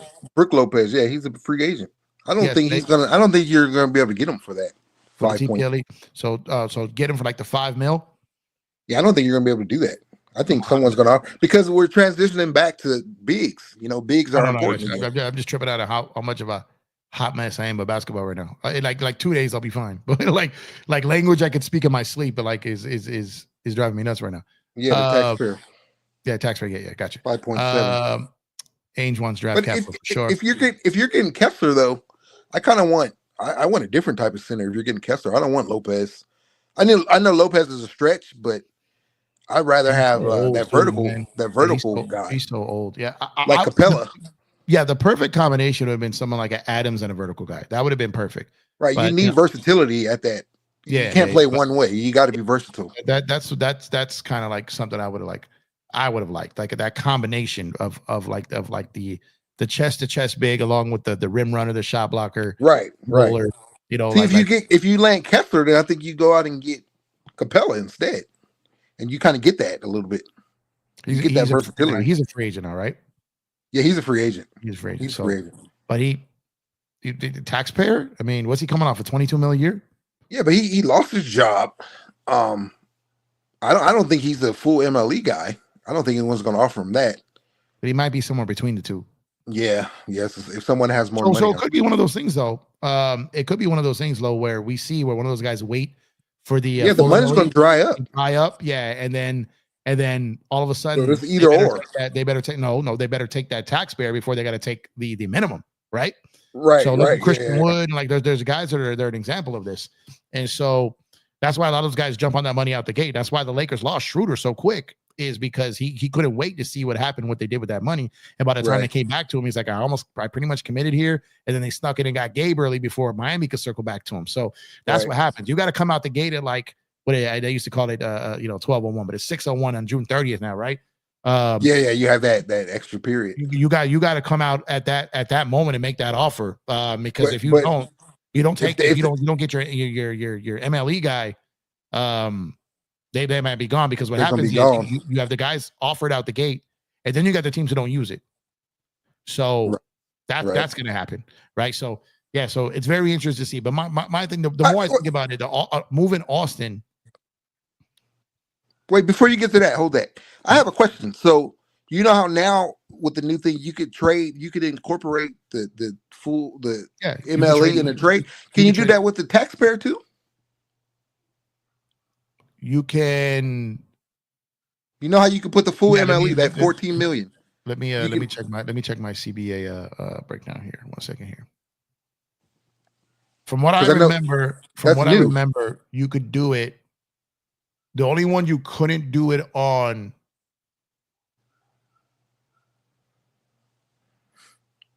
I'm thinking here. I think unless I'm tripping, I think the only one you can do it on is the full MLE. The full MLE, so you can't do it on the taxpayer. Yeah, I that's what I'm remembering right now. But I'm pretty sure that's correct because I haven't seen that anywhere. It just popped in my head just randomly. Yeah, because from what I remember is you're in the tax, so you kind of you have limitations. Right, yeah. It makes sense. So if you're in the tax, so the way it goes is it goes tax and then first apron, right? So the Lakers are not only in the tax, but they're in the first apron, so they can't do it. Again, I'm a little rusty because I've been in another sport for six months, but from what I remember when I was building my whole CBA sheet, from what I remember, it was just the full MLE you can trade into. Okay, yeah, that makes sense. That's I'm pretty sure because they typically are punishing anyone who goes over the tax. Yeah. So now that they punish you less, the closer you are to the tax and the further you are from the second. But you'll go tax. You could be in the tax and not in the first apron because you could be in the tax and hard capped at the first apron. It's coming back to me. It's coming back. Yeah. So with that being said, as we talk about like Austin, I don't know how you get true value for him. The only true value I think you get for Austin is the fact that you don't have to pay him 30 to 35 million. The true value of if they feel they don't want to pay him that. But this is where revisionist history comes into play. You've got that whole Caruso debacle lingering over your head too. Of letting him go. You can't let him walk. Right. Yeah, you can't do that. Well, my whole thing is if they could do it at the deadline. I was going to say I don't think they'll do that. Do an all-in trade for Austin now because they still want to see how it's going to look. Because you just didn't see much of it. You just didn't have enough possessions of those guys together last year. So they still want to see that. So, you can push it off to the deadline. You know what's unfortunate? Though is I think that a Luka Austin combo without Braun, no shade to Braun, but because you got three ball handlers, three ball dominant guys on the floor, I think like a Luka and Reeves tandem at times could work out better than the three of them on the court at the same time. Oh yeah, we've seen that. Yeah, like when LeBron was out. Yeah, but it's or vice versa. When Luka was out, he worked with AR, worked with it's just the three of them together. But it sucks. We're not going to see that though next year. Yeah. So that's why I was a proponent of moving to the bench. I've always liked him off the bench. Always. Yeah. So, I've never envisioned him. But if he's your third best player, you're not a championship contender. That is no shade. It's just he's not. Yeah, because he doesn't give you defense. Yeah, if he's your third best player and he's playing defense, then but you can't have three just off and guard someone. Yeah, now you're talking. Right. So, but I like Austin a lot. I do too, but I'm moving for Kessler. I do it. It's funny, man, because think. Was it a year ago? No, it was 2 years ago. When was FIBA? 2 years ago, right?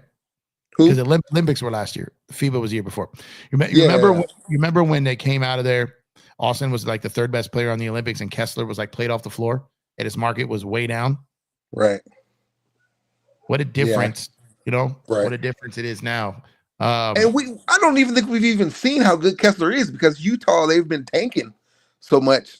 I think he's way better than what we've seen. Yeah. If you put him on an actual team, that's not a team. They're not a team. They're not trying to win. Like he doesn't, he'll be going off and then they'll bench him because they don't want to win the game, and then he doesn't play the next. Yeah. It's a tough situation. For stretches. Right about that. I think he's way better than what we've seen. So, and my whole thing with Kessler too. Again, he's so young, but again, I think his ceiling is so high that you can bring him in. have him for 5 years, and if need be, you can flip him and get your assets back. I think he's that good, and he's that young. Yeah, that's what we always said about AD with the extension. Like post LeBron, if you can't win with AD, you can always flip him to get something. Yeah, you can flip him. So if you gave him, that's why I was such big proponent of giving up the 2 picks or whatever for him. What was that, last summer when we were here? Yeah. And I was saying, do it, because I think you get those 2 picks back. If you have to move them again. So yeah, when we weren't collectively booting ourselves off other apps, we were actually creating good content. So. Oh man. Yeah, but yeah, I like Kessler, but I also think you're right. I think because a lot of people haven't truly seen what he could be, what he could have been. I still don't think we know what he could be. He could go in an opposite direction, right? But I think it's worth it. And I'm not even sure that Utah even keeps Austin if they make a trade for him. Austin is a good enough player to help you win basketball games, right? So depending on what they're trying to do over there. Well, supposedly they said they're done tanking. Kind of kicked them in the they got kicked in the balls though. They did that and they didn't get a lottery. Yeah. What they got, the 7th pick? Yeah. Something like that. So yeah, so it would be like you could move Austin for Kessler and whatever Utah throws in for filler, right? You could expand to a bigger trade. Could send like Vando back. You could work in Collins in that trade. You could work in Sexton in that trade. Like there's Clarkston. I mean, I'm not campaigning for these players. I'm just saying you'd have to add something to that deal on Utah's side. Which I like the Collins. I think I like that the best instead of Sexton or Sexton makes 0 sense. No, he makes no sense. So now, but Collins running with Luka, a lob threat guy that runs the floor, has flight. He signed that extension. He's coming towards the end of that, I believe. Collins. I think he's more towards the end than the beginning of that deal. So, I wouldn't mind Collins because I feel like you got to give Luka as many athletic rim running guys as you can. Right. And I think John Collins can fit that mode. And if you got to get a player to get, you got to have some guys thrown in so you can get Kessler. Collins would be a guy I would not mind over the other guys. I mean, a guy off the bench like Clarkston. Yeah, Clarkston off the bench. I wouldn't hate. I don't like him, man. Oh, I mean, no. I'm just saying if you had to. If you had to, put it in order. Yeah. That you can have him come off the bench and get you 10 or 12 points a game. You can pencil him for that. But again, in a perfect world, Reeves for Kessler would be ideal, but it's mathematically it's not going to work. You're going to have to get one of those other guys. Yeah, you got to take one of them. Clarkson. It's going to have to be one of those guys. So, is that why you were asking about the pick? What pick? Why they could pay us a pick if we're taking one of those other guys? No, what I'm trying to say about the pick is who's more valuable in this trade, Austin or Kessler? Austin or Kessler, yeah. Like if you shop them both, like if you put them both up for the league, right? I think not every team needs a big, right? So my thing is, if you put these guys both on the open market, who gets the bigger offer league wide? Right. Yeah. I think it might be Austin. Yeah, I think so because again he's been on a good team and he's been highlighted more, whereas Kessler just hasn't really been in the spotlight. But then too, how do you feel about that? Like if you're including one of these other guys in the deal, you think we could ask for a pick? Well, that's what I'm getting at. Like, but there's no way in hell Danny Ainge sends us Kessler in a pick. No way now. No way in hell. Even if we're taking no, he wants those. No, he wants those Lakers pick. If you want to end up getting a pick in that deal, Austin's gonna have to be routed somewhere else. Yeah, like maybe Utah takes a Gabe or a Vando, something like that. I mean, we're at a stage in my basketball coverage journey here where I don't know anything anymore because Luka got traded to the Lakers. Walter now owns the Lakers. I don't live in the same reality anymore. Chris Taylor got DFA'd. Austin Barnes got DFA'd. Luka is the Laker. Walter owns the Lakers and Dodgers. I don't I live in a world I don't know anymore. I have to relearn society again. So, Right. so maybe Danny Ainge gives us a pick. I don't know. I'm not a die on the hill guy, but I'm usually confident in knowing how organizations run. Right. And I have no idea now. I have no I'm just idea. trying to think if they have what bad contracts they have over there if they want to get out of. Clarkson, Sexton, Collins, as they view as bad contracts. So that's why the Lakers would have to take one of those back just to make the salaries work. Yeah, so make it work. Here's the thing, because the Lakers can't be like, give us a pick because we're taking one of your bad salaries. and Utah would be like, it's not our fault that our best asset makes the least amount of money. Right. You should pay us extra because you're getting them a year for dirt cheap. See what I mean? Each team has a leg to stand on negotiation wise. Right. See, this is why I would have loved for them to get in that, like I said, that Orlando deal. Take KCP back, get a first round pick. Now you can just send Dalton and 2 picks. Yeah, that probably could have. Yeah, you're right about. I forgot. That would have got that deal done. That's what they wanted for Kessler, right? That was the whole thing. They wanted 2 first round picks. I forgot about Dalton. So Dalton could be right. That's the thing. That makes the money work there, but 1 pick is kind of like they're trying to say that's not enough. If you take a bad deal from somewhere else, the Lakers have to get creative. If they do a bad deal, take a bad deal from somewhere else just to get another pick, that's the extra pick to land Kessler. Yeah. So would you? Are you one of those guys that are on the like let's get rid of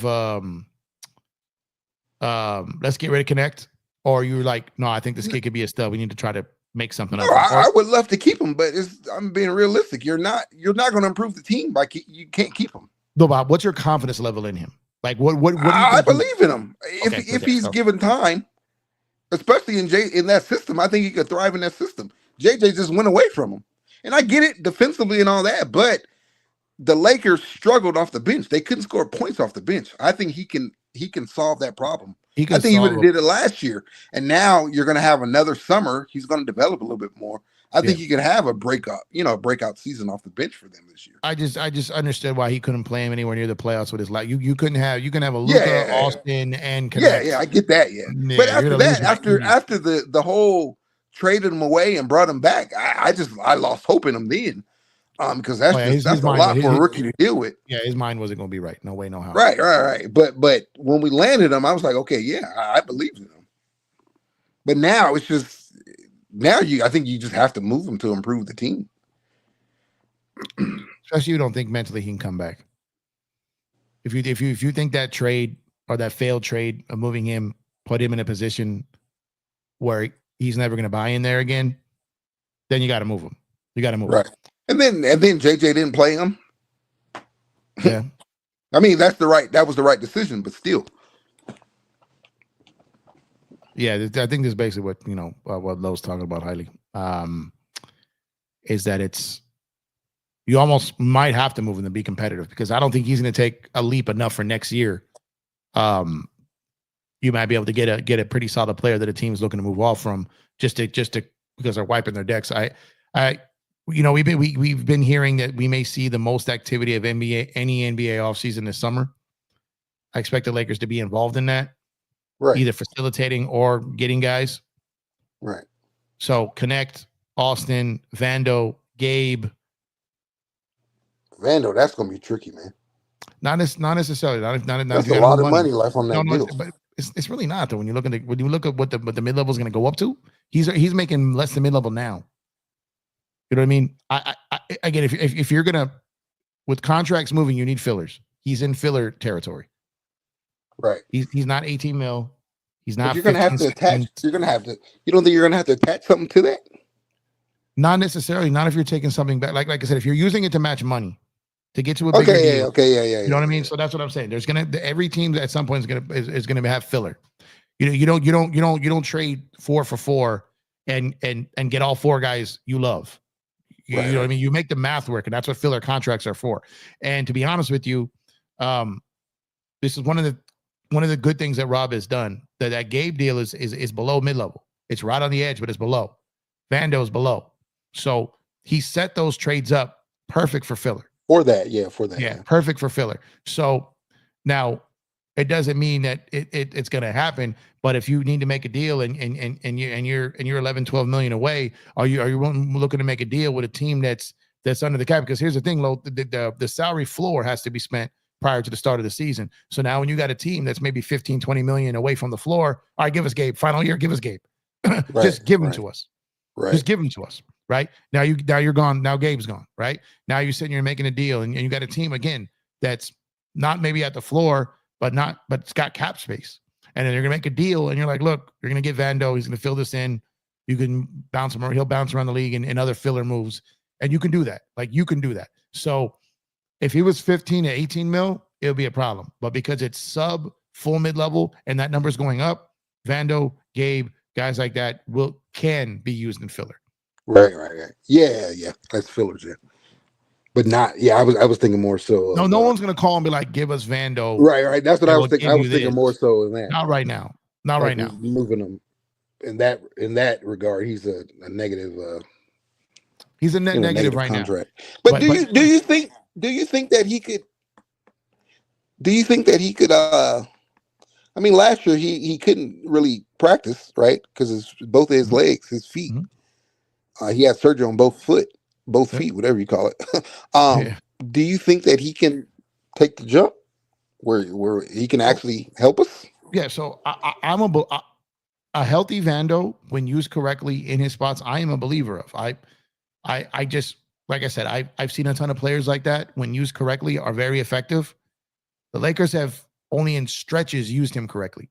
And when they have, the team has thrived. If you look at the Lakers with him or without him, even with all his issues of being able to score or catch the ball, they're night and day a better team when he's healthy and on the floor. Night and day. Men lie, women lie, numbers don't. So when he is healthy and capable and able to defend and able to not fumble every pass he gets out of bounds. But the problem is when you have him coming corner crashing or coming from the wrong side, when you don't use him correctly in the dunker spot and you only have his corner threes, you're not going to get anything out of him offensively, right? So I think JJ had areas where it was improving with Vando and then just completely went away from it. And he kind of freelanced out there, and that's not going to work with Vando. So at that point, he is an absolute net negative to the team if they're not using him correctly. But if he is healthy, he can be elite in the passing lanes. Right. He can be elite on the perimeter with switching. He can be. Now, if Vando, there's a lot of things have to go right here. He has to stay healthy, and that just hasn't happened. He's going to have to get minutes. So there's a lot of ifs, and you can't take that to the bank. But there's a world we live in where Vando, if healthy, can be a major impact on this team with him and DFS. Getting a full season of those two healthy. People forget DFS came over here with a calf strain, and then had that ankle injury. He wasn't healthy since the Lakers got him. He just had the surgery. Yeah, so he wasn't healthy since the Lakers got him. So if you come back with a healthy Vando and a healthy DFS, those are upgrades without doing anything. Yeah. And like I said, he couldn't practice last summer. No. So now he'll get a full summer. So hopefully, because it was like his offense digressed. Yep. Like the fumbling of the ball. That was the same issue that we were having 2 years ago, right? Yep. And it kind of makes sense. He didn't get to practice. So his timing was all the way off. But like if you remember when he came back, he got healthy. And he turned the corner right around that Golden State game and then that Boston game where he was. Yeah, that's where he got hurt, right?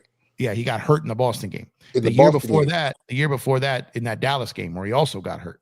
Against Luka, that's when he was hitting his stride. So we've seen what he can do. Now, just remain if the Lakers are patient to hope he can be healthy again, right? I mean, but we've seen what he can do. That's undebatable. But we've also seen him not be able to be healthy. So I'm a believer that he can impact the team if healthy. I don't know if I'm a believer he can stay healthy. Yeah. I just asked that question because we may be in a position where we need to keep him. We're going to have to we need some depth. So you may just have to keep him. And then you got fillers and all these other guys. So he may be a guy that we have to depend on and hope that he can, like you said, get healthy, stay healthy. They're two perfect filler contracts. And again, Rob saw this too and got filleted for it. But Max Christie's contract was designed for filler. And it was. So, like, he's got that figured out, right? So, Gabe's their filler guy. He's their filler guy. So, And Kleber, Maxey. Oh, for sure. Those two are, and those are two good fillers. Right. Like that's what. Yeah, that's a lot of money there. That gets you a player. Like, that if a team wants to clear the decks, that gets you a player. And you got and then you got Rui. You got money there. I don't think they want to give away Rui. But yeah, they don't. But they're gonna have. I think they're gonna have to use Rui for the to get the center back. Yeah. But if it's Rui, Maxey, and Gabe, you can get a pretty. But you're trading 3 for 1 at that point, right? And so you have to be sure that you're getting a guy on that mid level and a minimum at bar none. 2 guys that you really like. Someone's taking pay cuts. Right. But it's going to be interesting. Going to be very, very interesting. And I am excited to be back talking basketball and have something to talk about. And have a, now it's going to be a struggle to work in basketball with baseball because I'm so locked in on baseball, man. Like it feels so weird to not be talking Dodgers right now. But hey, did they quick question about tonight's game? I caught the end of it. Did they anything funny happen with the hits? Pages got hit again. Who? Pages. They hit him again? They hit him again. Yeah. They hit him again. The Dodgers are going to hit Machado. Yeah, so Machado, they threw inside on him. Sheehan came up on him. Oh, really? Yeah, and he kind of looked back at him like, what are you doing? And then I meant to hit you up about it because I said when you hit Shohei, you got to hit. They hit Shohei on purpose. But that was on purpose. Yeah, they when tried you to hit him the first pitch. That's what I said. When you do that, you have to go after Machado. But I didn't think they would do it tonight just because they didn't have any arms in the bullpen. Well, they from Padres stance, they hit Ohtani because the Dodgers hit Tatis. Yeah, technically Ohtani was get back, right? But you don't do that, man. You can't. You don't hit. Yeah, you don't hit Ohtani. You don't hit Judge. You don't hit. There's certain people you just don't do that. Yeah, they should. I don't even think that Tatis was intentional. The only one I thought was intentional in this whole time, was Ohtani. Ohtani. Like I don't think Pages the first time he got hit was intentional. I think that ball got away. I don't think they didn't like the way Pages reacted. Yes, that's more what it was. I don't think that Tatis was on purpose. That guy, I keep forgetting who got hit on the wrist. I don't think he just can't. That just got away. Today, I don't think Pages was hit on purpose. Ohtani was absolutely hit on purpose. Yeah. Because he tried to hit him the first time. I watched that. He tried to hit him the first time and missed. So that's pathetic, bro. And that's the thing. That's the danger of that, man. You try to hit the man you missed, so now you try to hit him up a little bit or something. You know that's dangerous. We've seen that, right? People crack the ribs because of that. Yep. No good. But yeah, man. On that note, I'm going to shut down. I'm going to get up early tomorrow. I'll be back talking basketball. Been talking baseball. It's going to be fun. And had you on here when the Luka trade happened. Had you back on here when this happened. And what's next? Yeah, what's next? So free agency, man. We're gonna get Giannis. Don't even. I don't know what world I live in, Lo. I don't know what world I live in. So to me, can you imagine? Nothing's impossible. Can you imagine? No. No, listen. Can you imagine a Lakers summer parade followed by the Dodgers parade in the fall? The city ain't for it. The city's not mentally capable for that much. Hey, if that happens, we'll give Walter a statue, bro. If that happens, put that statue up there. Yeah, he has a chance to be the greatest owner in sports history. Then he buys the Rams, and you get a parade in February. You just have parades all year, bro. Bro, this is absurd, bro. This is nuts. This is nuts. But no, I know you're on the coast right now, so I appreciate you. Los Angeles International Airport, always traveling, right? So appreciate you for pulling up. Yeah, I got too much stuff going out there in LA. Yeah, there's a lot going on. There's a lot going on. But for sure. So gotta have you on more consistently this offseason, man. Both you and I kind of get sidetracked in our life off the internet. But this now this is something to build on.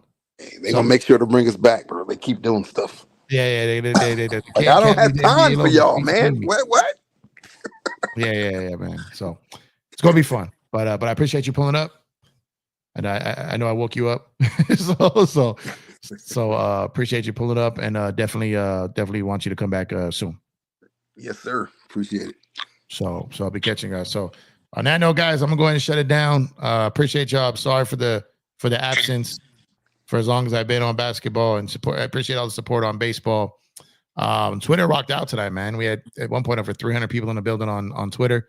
YouTube woke up a little bit today as I'm back with basketball, so appreciate that. And make sure to follow me on all socials, Empire Jeff TV, everywhere. Twitter, X, IG, here on YouTube, TikTok, the Facebook group, everywhere. And I'll catch you guys on the next one. And Lo, tell them where they can find you, the Bleacher Report, your channels and everything, man. Oh yeah, Lakers over everything. Man, that's where you find us at on X and everywhere else.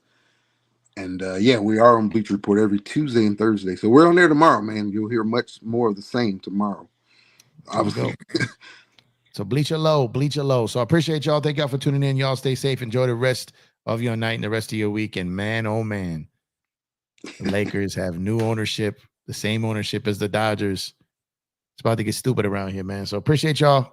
Stay safe again. I'll catch you guys in the next one, y'all. Peace.